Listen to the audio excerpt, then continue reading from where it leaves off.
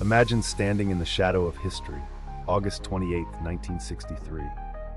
The world watched as hundreds of thousands gathered for the March on Washington, but few knew the man orchestrating it all, Bayard Rustin. Despite resolve never wavered.